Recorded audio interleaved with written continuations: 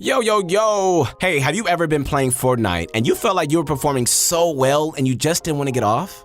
Come on, we've all been there. Those are the moments we live for. But other times it feels like you're making mistake after mistake after mistake. Who am I talking to? You know, it seems like you're not winning a single engagement. Unfortunately, we've all been there, for sure. So today we're going to be discussing some of the skills you need to up your game. Aren't you excited about that? And I don't just mean building or aiming, not this time. The essential thing we'll be discussing is your mentality. That is super important. The impact it has on you and how it's the most important aspect of a successful player. We're also going to be discussing how to train effectively, why you're not seeing the results, and how to build confidence. Whether it be traditional sports, business, gaming, or virtually anything in life, you know, the mind plays a really big role in your success. If you're looking to become a dominant force in Fortnite, solidify and implement these key aspects into your game style, and you will most certainly produce outstanding results. I'm telling you, it's all about the mind. Once you feel like you have the right mentality to win some games, head over to ProGuides.com for courses that fill you in on all the pro secret strategies. Or connect with the pro through our coaching service, InstaPro. You'll learn some skills from the pros themselves in the game of your choice. You'll be getting some victories in no time, trust me. Hey guys, this is Keith Allen. You guys ready to do this video? Let's go. Okay, so first up, we have the mindset. In the Fortnite competitive scene, it's very common for people to get frustrated and angry with bad performances. Come on, we've all been there. Trust me, you do not want to be that guy. Just think of all those times when you scuffed your landing, got a bad weapon, or even got sniped. Much of Fortnite's gameplay revolves around RNG, and that's fine. But that can't be the main reason all those top Fortnite superstars like Clix, Mongrel, or even Bughug qualified, right? Of course not. Ghost Bizzle, a world-renowned pro player, said in an interview back at PAX West, if you're blaming RNG, you aren't good enough. And as much as we hate to hear it, he's right. The moment you tilt and start thinking the game is out of your control, the game will become out of your control. Not because of RNG, but because you're telling yourself you can't win. It's highly essential for you to have a strong mindset and not let anything bring you down. You know what's crazy? Professional players are able to seemingly turn dismal situations to their advantage with mindset alone. Your mentality, guys, I promise, is the most important factor in becoming successful at anything, including Fortnite. Another pro player testified to that. Kenneth from 100 Thieves stated the current meta for success is not getting tilted. This is the truth. The moment you get pissed off and your mood changes, what happens? You lose the momentum you had to win.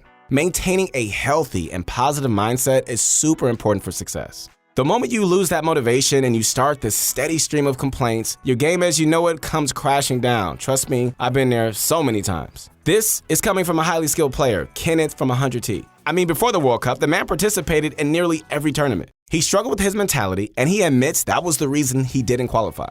That is precisely, guys, why you shouldn't let it hold you back. Take a look. Once again, just losing your composure, especially for me, towards the second half of the session. And when one thing goes bad, I guess it affects you for the rest of the games. I know that we could have done so much better.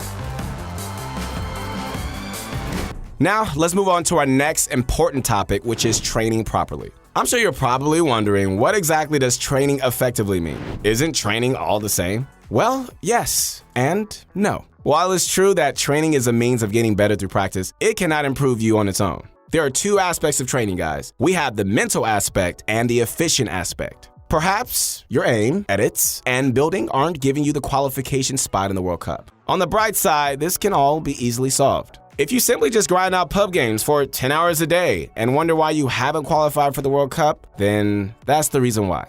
You could easily get better doing an hour of creative, aim practice, and then playing arena or scrims. You just need to focus on the areas where you need the most improvement. Go into replay mode, find out why you died, and improve upon that specifically. Grind out practice drills, guys, that relate to your weak points. This is something a coach at InstaPro would do with you. Sometimes it really does help to have that extra guidance. Also, understand that your attitude towards training is also a very big factor. Treating training as a waste of time, guys, like homework, is going to result in you just dreading it at all.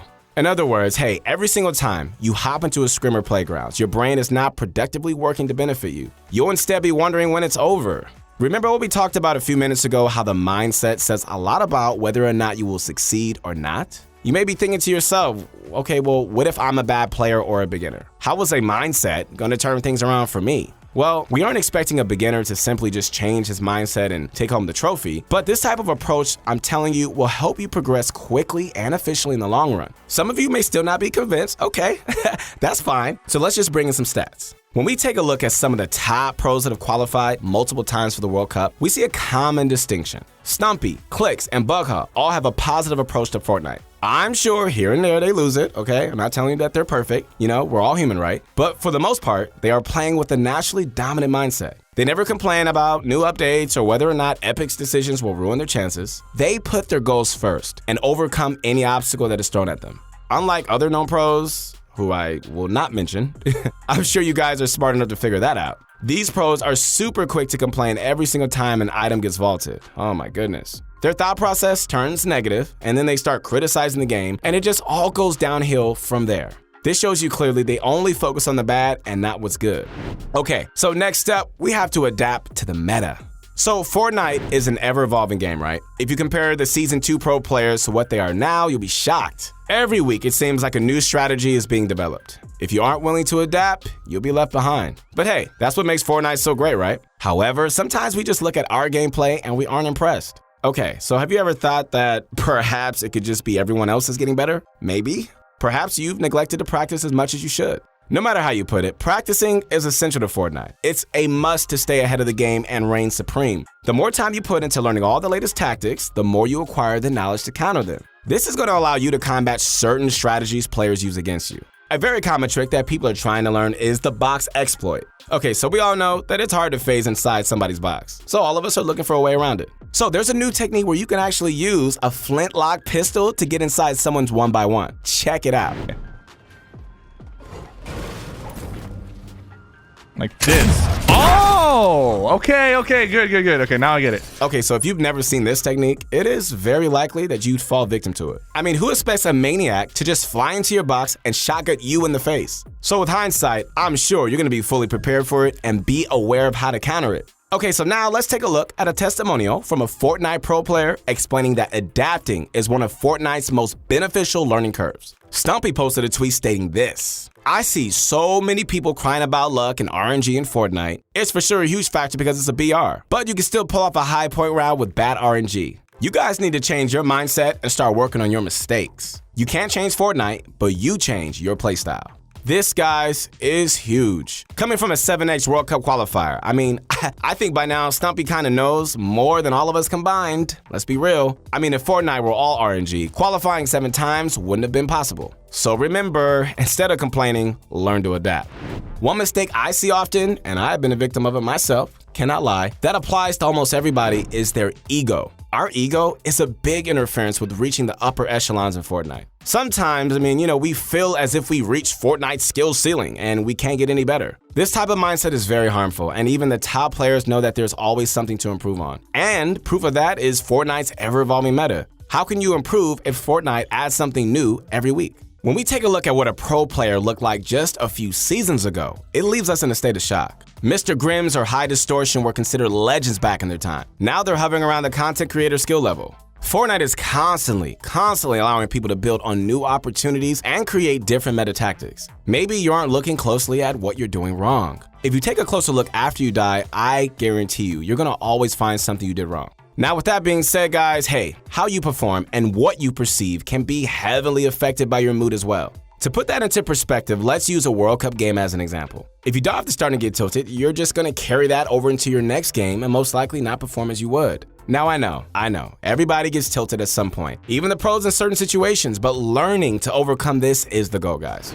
But last but certainly not least, we have to build confidence. Confidence, guys, is another mind game you'll be playing with yourself. And finding a balance between being overly confident and not confident at all is an important aspect. If you take a look at players like Mongrel, Clicks, and Stumpy, you're gonna notice a pattern. They're all super confident in what they do. They play as if they are the best players in the game at all times. This mindset takes them a long way, especially in high-level matches. I would pair being underconfident with panicking and if you struggle to stay calm under high-pressure situations. A lot of confidence comes down to how comfortable you are in certain situations and how many times you've encountered that scenario. For example, landing in a particular spot or encountering a certain build, let's say a side jump. Even if you think you've come to the point where you know all the tricks in the book, it still isn't a good mindset. Why? Because underestimating your opponent and playing overconfidently can cause you to make silly mistakes. I found myself doing this before. I remember peeking just too hard, and instead of getting an advantageous angle on them where they can't really shoot back, I decided to take the 50-50 bloom fight,